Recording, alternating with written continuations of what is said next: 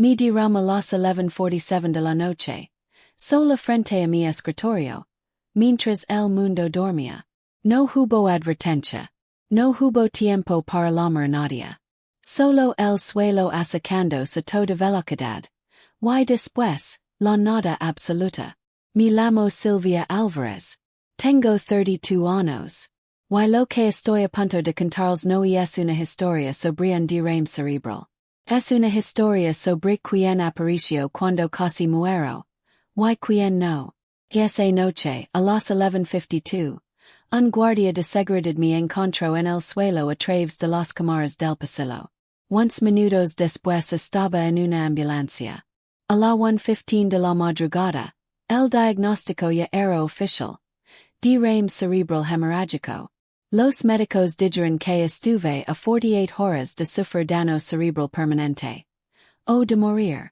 El hospital llamó a mi contacto de emergencias a la 1:15. Sin respuesta. Las 1:47. Sin respuesta. Las 2:30. Sin respuesta. A las 5:45 de la mañana. Sin respuesta. A las 7 o'clock de la mañana, finalmente, alguien contestó. Mi madre. Se escuchaba su voz adormilada. Levemente irritada por la interrupción. El doctor lo explicó todo. Derrame hemorrágico, UCI, estado crítico, necesidad de monitoreo durante 72 horas mínimo. Lo dijeron que había riesgo real de complicaciones secundarias. A las 9:30 de la mañana, mis padres y mi hermana Brittany llegaron al hospital. Se quedaron exactamente 33 minutos. Yo estaba inconsciente. No six nada. Pero las cámaras de seguridad del hospital lo grabaron todo. Y Amanda, la enfermera de la UCI que me cuidó esas noches, me contó el resto. Brittany no entró a mi habitación. Se quedó en el pasillo quejándose de que el olor a hospital le daba náuseas. Con los ojos clavados en su teléfono. Mi padre hacía llamadas en el corredor. Mi madre habló unos minutos con el doctor Rodríguez. Luego entró a mi cuarto me miró. Ojos cerrados, tubos por todas partes, monitors pitando. Y miró su reloj. A las 10:03 de la mañana, se fueron. Amanda me contó que escuchó a mi madre hablar por teléfono en el pasillo antes de salir. El doctor dijo que está estable. Lo decía a alguien, probablemente a Brittany. Estable significa que nos va a morir ahora mismo, ¿verdad? Podemos tomar el vuelo. Los boletos no tienen reembolso. Los pago Silvia. O sea, ya sé. Pero Brittany necesita este viaje. La boda es en 3 semanas. Si no buscamos el venue ahora. ¿Cuándo? Silvia via entender. Ella siempre ha sido la responsable. El doctor había dicho exactamente esto. Estable pero crítica. Necesitamos monitorizarla durante 72 horas mínimo. Todavía hay riesgo de complicaciones secundarias. Mi madre escuchó estable. Ignoro todo lo demás. A las 3:15 de la tarde, mientras yo yacía inconsciente en la habitación 412, mi madre me dijo un mensaje de voz. 14 segundos exactos. Lo escuché 5 días después. Cuando por fin desperté. Silvia cielo, el doctor dijo que estás estable. Tu padre y yo y Brittany tenemos que, y como teníamos planeado. Los boletos no tienen reembolso. Voy a llamar al hospital todos los días para saber cómo estás. Solo descansa, ¿ok? Brittany me necesita para este viaje. Volvimos la próxima semana. 14 segundos. No dijo te quiero. No dijo, estoy preocupada por ti. Dijo, Brittany me necesita. Y colgo. A las 6:38 de la tarde. Mientras me preparaban para tomografías adicionales porque mi presión arterial estaba cayendo, Brittany publicó una historia de Instagram. Una foto de los tres en el aeropuerto de Austin. Sala 24. Vuelo 2891 de Hawaiian Airlines a Honolulu. Mi madre sonriendo. Mi padre con cara de cansancio. Brittany en el centro haciendo la señal de la paz con los dedos. La leyenda decía. Hawaii, aquí vamos. 126 personas vieron esa historia en la primera hora, incluyendo a alguien que ninguno de ellos esperaba. A las 8 o'clock de la noche, un hombre entró al St. David's Medical Center. Se acercó a la recepción con paso tranquilo pero decidido. Cabello plateado, traje gris, aproximadamente 60 años. Sus ojos eran de un azul particular, profundo, sereno. Se dirigió a la recepcionista. Vengo a ver la habitación 412. Silvia Alvarez. ¿Y es usted familiar? G. Su nombre. Walter Kendrick. Le dieron un pase de visitante. Tomó el elevador hasta el cuarto piso. Camino por el pasillo hasta la habitación 412. Y entonces se detuvo. No tocó la puerta. No pidió ver a la enfermera. No llamó a nadie. Solo se quedó parado frente al vidrio, mirando hacia adentro. Durante 3 horas. La cámara del pasillo de la UCI lo grabó todo. A las 8:15 seguía allí sin moverse. A las 8:47 Amandas lo acercó. ¿Puedo ayudarle en algo? Necesita entrar. El negó con la cabeza. No.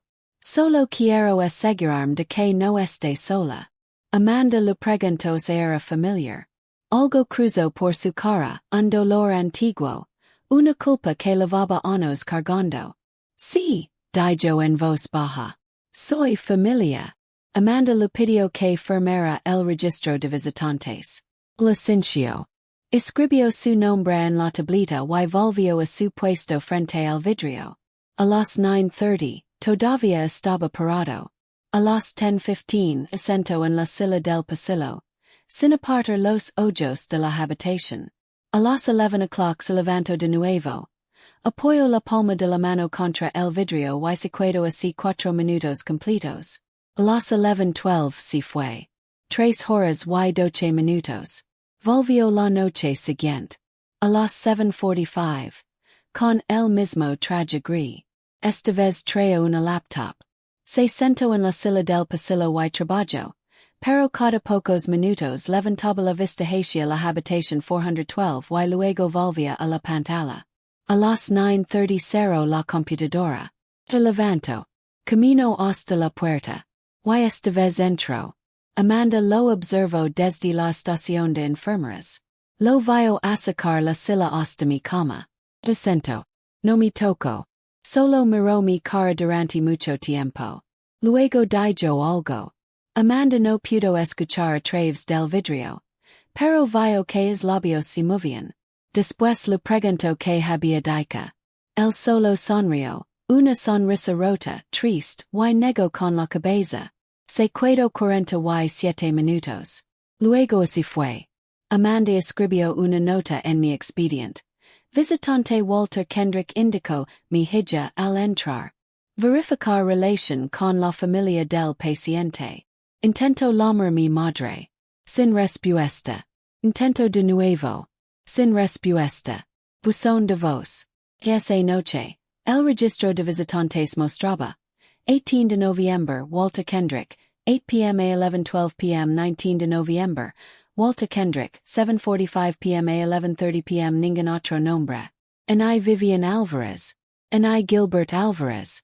Ni Brittany Alvarez. Solo Walter Kendrick. Cada noche. El 20 de noviembre. El Dr. Rodríguez ordenó una nueva tomografía. Algo no estaba bien. La inflamación cerebral no estaba disminuyendo. Los resultados llegaron a las 9:30 de la mañana. Myocarditis, inflamación secundaria del músculo cardíaco, una complicación del derrame provocada por la respuesta de estrés masiva en mi cuerpo.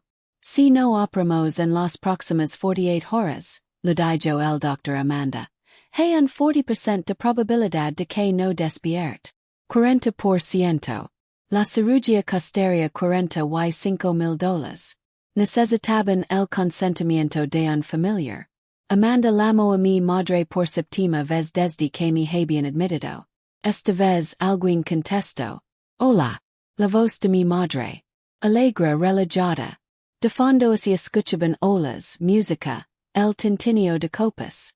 Señora Alvarez, lo habla Amanda Reeves, enfermera de UCI en el St. David's Medical Center. La llamo por su hija Silvia. Así. ¿Cómo está? Señora, ha habido una complicación. Necesita cirugía de emergencia. Los médicos encontraron inflamación secundaria alrededor del corazón. Si no operamos en 48 horas. ¿Qué tipo de cirugía? ¿Cuánto cuesta? Es un procedimiento cardíaco. El costo estimado es de $45,000. Silencio. $45,000. ¿Quién paga eso? Lo cubra su seguro. Al fondo la voz de Britney. Mama, el instructor de surf y Luego. Señora Alvarez, dijo Amanda con cuidado. Necesitamos que un familiar firme el formulario de consentimiento y un depósito de $15,000 antes de las 6 de la tarde para programar la cirugía. ¿Pueden enviarme el formulario por correo electrónico? Lo firmo electrónicamente. En cuanto al dinero, mandan la factura a la dirección de Silvia. Ella gana bien. Puede manejarlo. Señora, su hija está en coma. No puede pagar nada en este momento. ¿Quién ahorros? Estoy segura. Mayer no puedo exactamente tomar un vuelo a Herida. Los boletos de regreso son hasta el lunes. Hagan lo que tengan que hacer. Silvia siempre ha sabido resolver las cosas. La línea es corto. Amanda me dijo después que aprieto el teléfono tan fuerte que le pusieron blancos los nudillos. A 12 kilómetros del hospital, en una oficina en el piso 30, de Union Edificio Delaware Vidrio, Walter Kendrick recibió una llamada. Era Reed Morrison, el director ejecutivo de Evergrid Energy. La empresa donde yo trabajaba. Señor Kendrick quería actualizar sobre la situación. Silvia Alvarez, nuestra directora de operations. Sigo en la UCI. El hospital dice que necesita cirugía de emergencia. Algo relacionado con el corazón. La mano de Walter se tensó alrededor del teléfono. ¿Cuánto? Perdón. La cirugía. ¿Cuánto cuesta? No lo sé exactamente. El hospital pide un depósito. Su familia está en Hawaii y aparentemente no puede. Yo me encargo. No mention esto a nadie. Ocupes del IPO. Yo cuido a Silvia. Olgo. Hizo otra llamada. A las 3:30 de la tarde, Patricia Dunn, encargada de facturación del hospital, recibió una transferencia electrónica en su computadora. $139,000 de WBK Holdings LLC al St. David's Medical Center. Memo. Pago completo, paciente Silvia Alvarez. Habitation 412. Donante anónimo. No revelar identidad a paciente ni familia. $130,000. $90,000 por la UCI. $45,000 por la cirugía. Saldado en su totalidad. Patricia llamó al número adjunto a la transferencia. Walter Kendrick al habla. Señor Kendrick, lo habla Patricia Dunn de facturación del St. David's. Llamó para confirmar su pago por la paciente Silvia Alvarez. Confirmado. Señor, necesito verificar su relación con la paciente para nuestros registros. ¿Y es usted? Soy su padre. Señor, nuestros registros indican que el padre de la paciente es Gilbert Alvarez. Una pausa. Larga. Hay más de un tipo de padre, señorita Dunn. Por favor, precisa el pago y aseguréis de que la señorita Alvarez reciba la cirugía que necesita. No quiero que sepa quién pagó. Todavía no. La línea es corto. Patricia miró la confirmación del pago en su pantalla. Luego miró por la ventana hacia el ala de la UCI. En el pasillo, frente a la habitación 412, podía ver a un hombre sentado solo. Cabello plateado. Traje gris. La laptop cerrada sobre las piernas. Los ojos fijos en el vidrio. Ese hombre, murmuró para sí misma. Y es la única familia que te esa chica. A las 5:45 de la tarde hora de Austin. Mi madre finalmente envió el formulario de consentimiento firmado. Adjuntó un mensaje breve. He firmado el formulario. Por favor noten que espero que el seguro cubra la mayor parte. Si hay algún saldo pendiente, Envían la factura directamente a mi hija Silvia Alvarez a su dirección en Austin. Ella gana bien. Vivian Alvarez.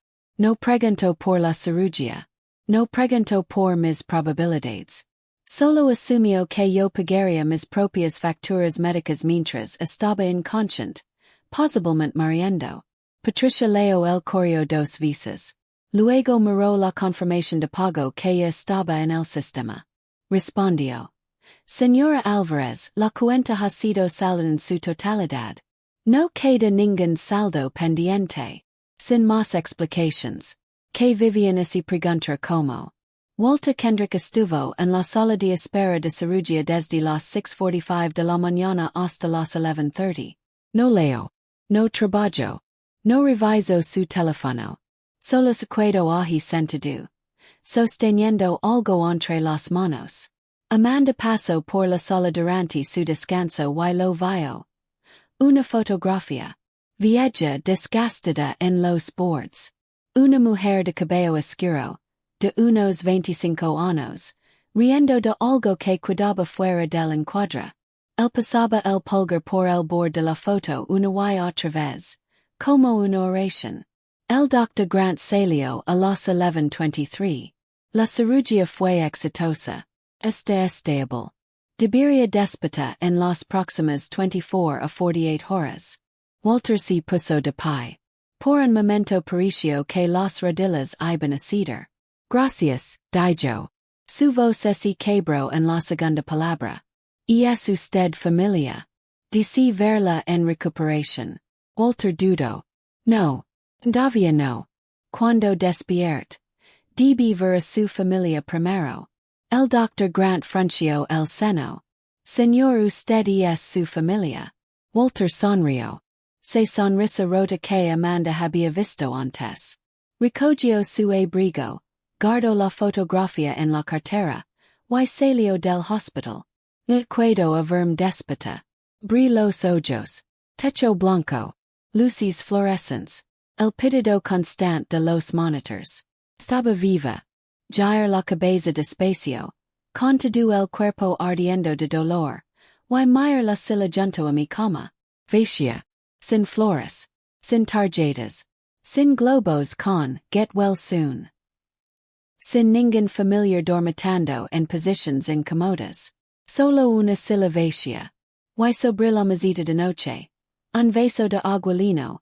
Una cobija doblada con precisión militar al pie de la cama. Y un libro que nunca había visto. Meditations de Marco Aurelio. Tapadura. Viejo pero bien conservado. Yo no tenía ese libro. Nunca había leído a Marco Aurelio. ¿De dónde venía? Amanda entró a revisar mis signos vitales. Sonrió al verme desperta. Un alivio genuino. ¿Cómo se siente?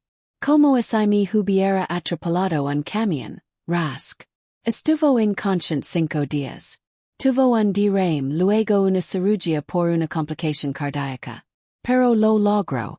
Voy a estar bien. ¿Dónde está mi familia? La sonrisa de Amanda vaciló. Su familia está en Hawái. Regresan el lunes. No regresaron. Su madre llamó al hospital varias veces. Firmó los formularios electrónicamente. Miró el techo. El agua. Cobija. El libro. ¿De dónde salieron? Amanda dejó el tensiómetro sobre la mesa. Hubo un hombre. Vino cada noche mientras estuvo inconsciente. ¿Qué hombre? Dijo que era su padre. Mi padre está en Hawái. Este hombre no era Gilbert Alvarez. Dio un nombre diferente. Vino cada noche. Se cuidaba horas. La primera noche se quedó parado frente a la puerta de vidrio más de 3 horas sin entrar. Solo mirando. Sentí algo frío trepando por mi espalda. Como se llamaba? Amanda tomó la tableta de la estación de enfermeras y me la entregó. Scrollí por las entradas del registro de visitantes con manos temblorosas. 18 de noviembre, Walter Kendrick, 8 p.m. a 11:12 p.m. 19 de noviembre, Walter Kendrick, 7:45 p.m. a 11:30 p.m. 20 de noviembre, Walter Kendrick, 7:30 p.m. a 10:15 p.m. 21 de noviembre, Walter Kendrick, 7 p.m. a 11:45 p.m. 22 de November, Walter Kendrick. 23 de November, Walter Kendrick. Ninguém otro nombre. Ni Vivian. Ni Gilbert. Ni Brittany. Solo Walter Kendrick. Cada noche. Quien es Walter Kendrick? Oh sir. Amanda me miró con una expresión que no pude descifrar. Dijo que era su padre. Pedí prestada la laptop de Amanda. Mis manos todavía temblaban. Pero logré escribir. Walter Kendrick. Austin, Texas. Los resultados cargaron. While corazón se me detuvo. Walter Brennan Kendrick. 63 años. CEO y fundador de Kendrick Capital Partners. Firma de capital privado. Activos bajo gestión. 2.1 mil millones de dólares. Había una fotografía. Cabello plateado. Ojos azules. Alto quizás metro 80. Parado frente a un edificio de cristal con los brazos cruzados. Una ligera sonrisa. Me qued mirando esa foto mucho tiempo. Ojos azules. Yo tengo ojos azules. Mi madre tiene ojos cafés. Mi padre tiene ojos cafés. Brittany tiene ojos cafés. ¿De dónde vienen tus ojos azules, Silvia? Se lo había preguntado a mi madre una vez, a los 16 años. Me había mirado como se la hubiera abofeteado. ¿Qué quieres decir con eso? ¿Qué estás insinuando? Nunca volví a preguntar. Seguí buscando. Kendrick Foundation. Becas de Education Superior. Hais clic en la lista de beneficiarios.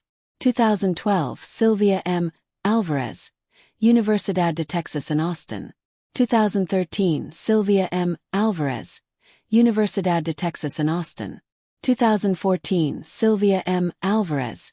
Universidad de Texas en Austin. 2016 Sylvia M. Alvarez. Programa de MBA.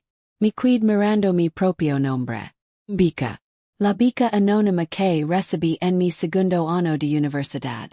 La que pagó mis últimos 2 años de licenciatura y todo el MBA. La que apareció de la nada. Sin entrevista. Sin ensayo. Sin explicación. La que mi madre siempre mencionaba con un tono extraño. No te crees tan especial por esa beca. Tuviste suerte. Eso es todo. No fue suerte. Fue Walter Kendrick. Abrí el libro sobre mi mesita de noche. Meditations de Marco Aurelio. En la primera página, con letra cuidadosa y firme decía. Para mi hija. Espero que algún día entiendas por qué me mantuve lejos. WK. La pantalla de la laptop se volvió borrosa. Me di cuenta de que estaba llorando. Llama Reed Morrison. Reed, necesito saber algo. ¿Quién es el mayor inversionista en Evergrande? Silvia, estás despierta. Dios mío, qué alivio. Hemos estado muy preocupados. Reed. El inversionista. ¿Quién es? Silencio. Kendrick Capital. Invertieron en Evergrande. ¿Verdad? Silvia. ¿Cómo sabes? ¿Cuándo invertieron? 2021. Sería. $1,800,000. El año que entré a Evergrande. Walter Kendrick pidió algo específico cuando invirtió. Silencio más largo. Pidió permanecer anónimo. Pidió que su nombre nunca se mencionara a los empleados. Y pidió que se lo informara si algo me pasaba a mí. Se me fue a leer. Él sabía antes que tú. Antes de que llegara la ambulancia. Llamó para saber a qué hospital me llevarían. G. Silvia. ¿Quién es este hombre? ¿Por qué lo importas tanto? Mira el libro en mi regazo. La letra en la primera página. Creo dije despacio que es mi padre. El lunes por la mañana a las 11:30. Mi madre entró al vestíbulo del hospital. Amanda me lo contó todo, y las cámaras de seguridad capturaron el resto. Vivian Alvarez estaba bronceada. Dorada por 7 días de sol hawaiano. Vestía un vestido floral y sandalias. Lavaba una bolsa de duty free de Macy's en una mano. Se acercó a la recepción con paso seguro. Vine por mi hija. Silvia Alvarez. Habitation 412. Necesito firmar los papeles de alta. Carmen la recepcionista revisó mi expedient. Por supuesto, señor Alvarez. Dejim revisar el estado de la cuenta primero. El estado. ¿Qué significa eso? Mandan la factura a la dirección de Silvia. Ella puede manejarlo. Señora, la cuenta ha sido saldada en su totalidad. No hay ningún saldo pendiente. Mi madre se quedó muy quieta. ¿Qué quiere decir saldada? Por el seguro. No, señora. Un familiar hizo un pago directo. $139,000. ¿Qué familiar? ¿Quién pagó? No estoy autorizada a revelar esa información. El donante pidió anonimato. Donante. Nadie en mi familia tiene ese tipo de dinero. Dejim ver el registro de visitantes. ¿Quién ha venido a ver a mi hija? Carmen vaciló. Luego le entregó la tablita. Mi madre scrolló por las entradas. Y su cara cambió. Carmen me dijo después que fue como ver a alguien ver un fantasma. Todo el color fue de su cara. La tablita le cayó de las manos y golpeó el piso. No la recogió. Se quedó parada allí mirando la nada. Walter Kendrick susurró. Sabía ese nombre. Mi madre camino hacia el ala de la UCI como si fuera camino a su propia educación. Sus pasos eran lentos. Sus manos temblaban. Dobló la esquina y se detuvo. A 6 metros de distancia. Sentado en la silla del pasillo frente a la habitación 412. Estaba Walter Kendrick. Él levantó la vista. Sus ojos se encontraron. 32 años. Así de larga era la brecha entre ellos. Se levantó despacio. No se movió hacia ella. Solo se quedó parado esperando. Walter, dijo mi madre. Su voz era apenas un susurro. Él no respondió por un largo momento. Luego habló. En voz baja. Controlada. Cada palabra precisa. 32 años Vivian. 32 años mi hija creo que no era amada. 32 años mi quid fuera del vidrio. Mirando desde adentro. Esta semana estuve aquí cada noche. Vigil. Pagué sus facturas. Me aseguro de que no estuviera sola. Dio un paso hacia adelante. ¿Y tú dónde estabas? La boca de mi madre se abrió. Cero. No salieron palabras. Estabas en Hawaii, dijo Walter, con una voz que no necesitaba subir de tono para cortar como un cuchillo. De vacaciones pagadas por tu hija mientras ella estaba muriendo en esta habitación. El hospital te llamó. Las enfermeras te llamaron. Sabías que necesitaba cirugía. Sabías que necesitaba familia. Y elegiste Hawaii. Mi madre intentó hablar. 32 años me mantuve lejos porque creí que era lo mejor para ella. Porque creí que tenía una familia que la amaba. Porque no quería romper en su vida con la verdad. La miró con algo que había más allá de la ira. Más allá del dolor. Era asco puro. Estaba equivocado. Ella nunca tuvo familia. Tuvo parasitos. Walter, por favor. Determined de quedarme fuera del vidrio, dijo él. Hoy entró por la puerta. Se dio la vuelta y camino hacia mi habitación. Mi madre se quedó sola en el pasillo. Paralizada. Mi madre entró a mi cuarto segundos después, agitada. Con los ojos desorbitados y las manos temblando. A pesar del bronceado, se veía terrible. Silvia, tenemos que hablar. Mirar más allá de ella, hacia el vidrio. En el pasillo podía ver a un hombre mirando. Cabello plateado. Ojos azules. ¿Quién es él? Brigant. ¿Quién? El hombre en el pasillo. El que ha estado aquí cada noche. El que pagó $139,000 por mi cirugía. El hombre que se llama Walter Kendrick. La cara de mi madre se puso blanca. Silvia, y es mi padre. Silencio. El tipo de silencio que responde la pregunta por sí solo. Mama. Walter Kendrick y es mi padre. Los ojos de mi madre se llenaron de lágrimas. Era 1992, susurró. Yo era joven. Cometí un error. Lo amaba. Dios me ayud lo amaba. Pero en ese entonces no era nadie. Un ingeniero junior. Sin dinero, sin estabilidad. Y luego su empresa lo mandó a Singapur por 2 años. Sin previo aviso. Simplemente desapareció. Se sentó pesadamente en la sala de visitantes. Estaba embarazada. No sabía qué hacer. Gilbert y me había propuesto matrimonio. Tenía casa. Tenía un trabajo estable. Era seguro. Entonces te casaste con él. Tuve que tomar una decisión. Tenía 6 semanas. Elegí seguridad. Elegí estabilidad. Elegiste mentor. Elegí sobrevivir. Su voz es y quebró. ¿Sabes lo que era tener 22 años embarazada sola? Walter se había ido. No sabía si iba a volver. Gilbert estaba allí. Gilbert nunca se iría. La mayor fijamente. ¿Y cuando supo Walter? Cuando se enteró de que existía. Ella desvió la mirada. Regresó. 2 años después. Pero para entonces tú ya tenías un año. Yo estaba casada. Se lo dije. Le dije que se mantuviera alejado. Que eras hija de Gilbert. Que no tenía ningún derecho. Y se lo creo. Lo hice creerlo. Amenas con llamar a la policía si volvía a contactarme. Le dije que lo destruiría. Y se alejó. Durante 20 años. Luego no sé cómo descubrió la verdad. Quizás una prueba de ADN. Quizás contrató a alguien. Hace 10 años empezó a comunicarse a través de abogados, de intermediarios. Quería conocerte. Unegu. Enigast. Le dije que tenías familia. Que tenías padre. Que no necesitabas que él complicara tu vida con historia antigua. Historia antigua. Mire. Me dolió el pecho. Mamá, me has estado castigando toda mi vida.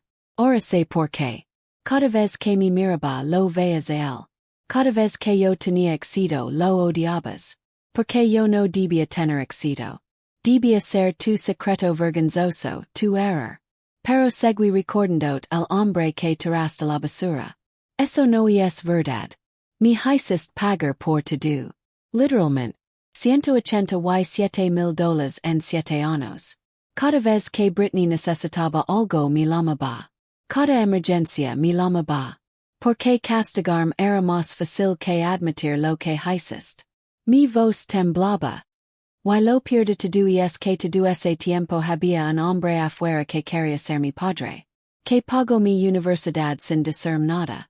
Que invirtió en mi empresa solo para estar cerca de mí. Que se quedó parado fuera de mi habitación 3 horas porque tenía miedo de no tener derecho a entrar. Sin él la puerta de vidrio. Ese hombre estuvo aquí cada noche. Y tú estabas en Hawái. Mi madre abrió la boca. Sal de mi habitación. Que, el, vida casa. Dil la verdad a Gilbert. El Maurice saberlo. Dil a Britney que no vía a recibir $25,000. Y no vuelvas. Silvia, no puedes hablar en serios. Meyer. Esta mujer que me había cargado 9 meses y había pasado 32 años tratando de olvidar que existía.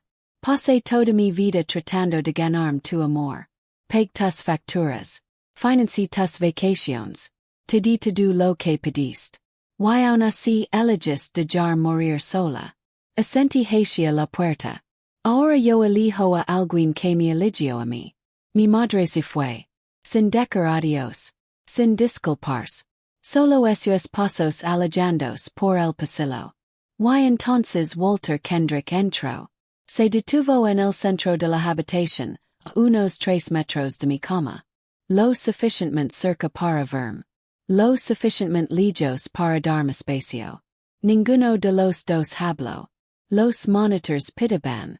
Las luces zumbaban. No sé por dónde empezar, dijo finalmente.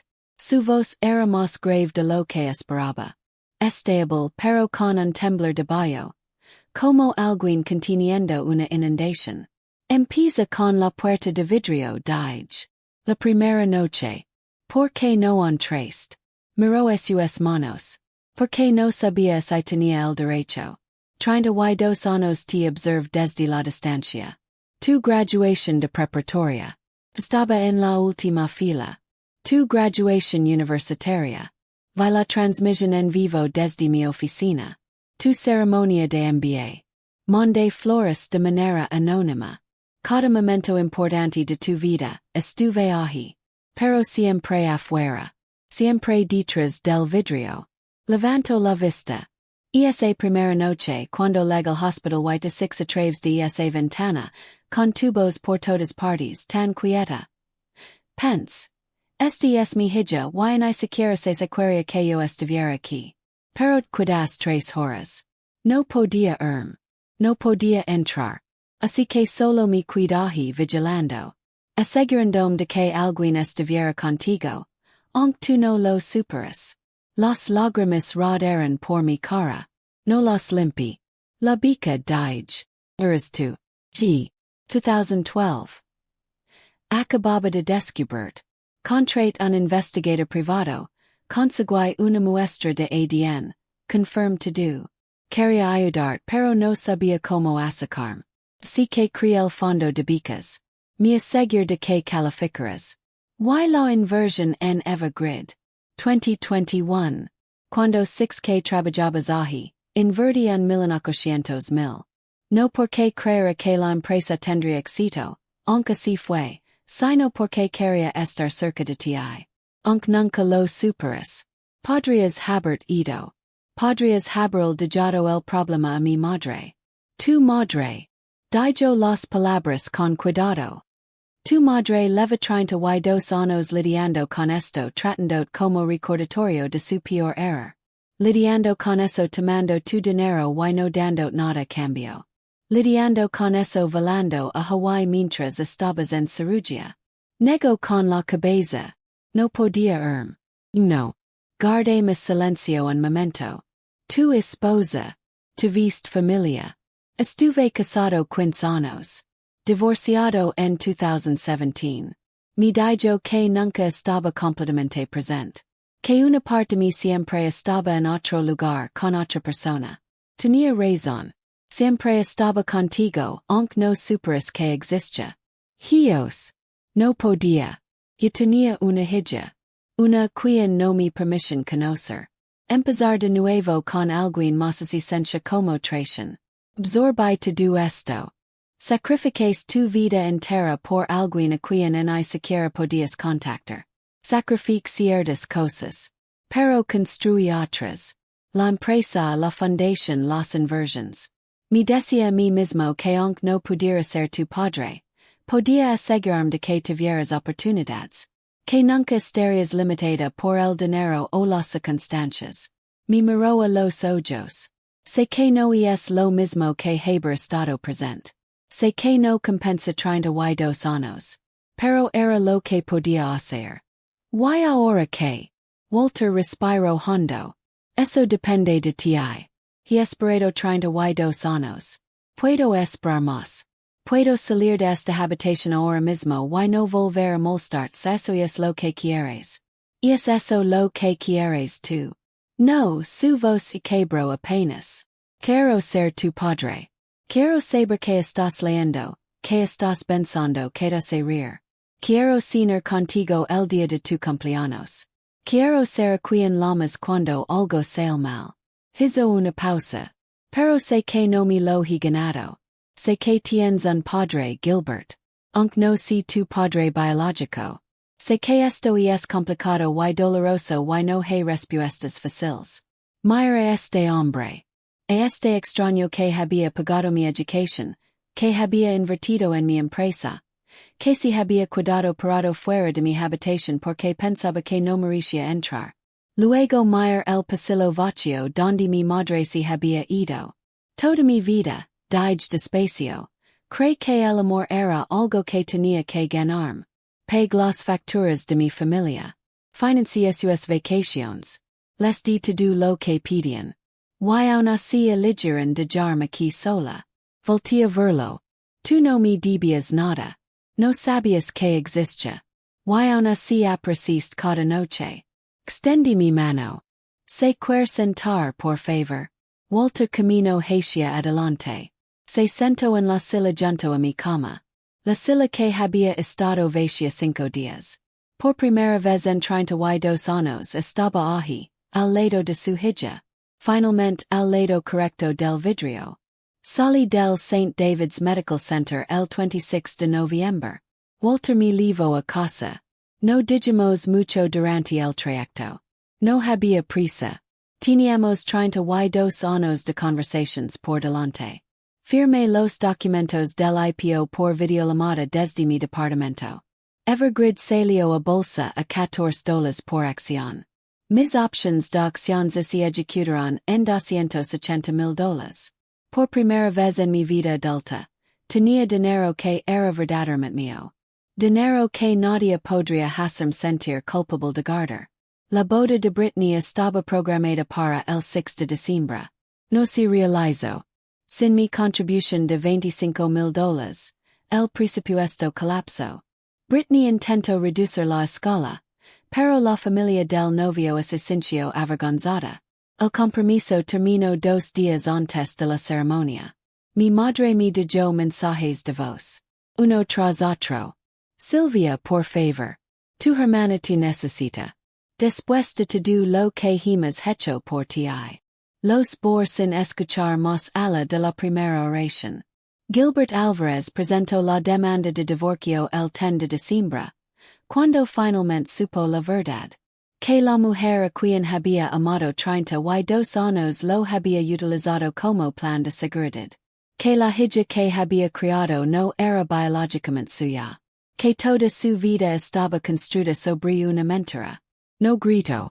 No loro. Solo empacó en silencio una maleta y se fue a un motel. Me llamó una vez solo para decir. Lo siento por no haber estado más presente, Silvia. Siempre sentí que había algo que me faltaba contigo. Ahora sé que era. Espero que encuentres lo que buscas. Lo dicí lo mejor. Él también había sido una víctima a su manera. Me reuní con Walter para tomar café el 20 de diciembre. Al principio fue incómodo. No conocíamos todavía los ritmos del otro. No sabíamos si el otro tomaba crema o azúcar. No conocíamos los libros favoritos, las películas, los recuerdos. Pero estábamos aprendiendo. En un momento, sacó su cartera y me mostró la fotografía, la que había sostenido durante mi cirugía, la que Amanda había visto acariciar como una oración. Era su madre. Joven, tal vez 22 años. Riendo de algo fuera del encuadre. La tomé en 1992, dijo. 2 semanas antes de que me fuera a Singapur. Fue la última vez que la six feliz. La última vez que fui feliz. Guardo la foto.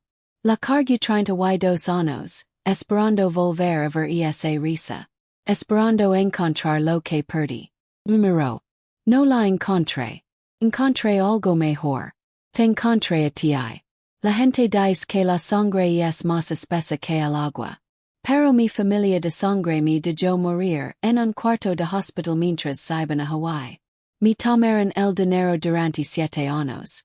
Me trataron como un cajero automático con pulso. Y un extraño, un hombre que nunca había conocido.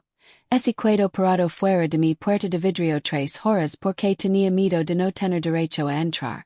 Pago mi education sin pedir nunca el crédito. Invirtió en mi empresa solo para estar cerca.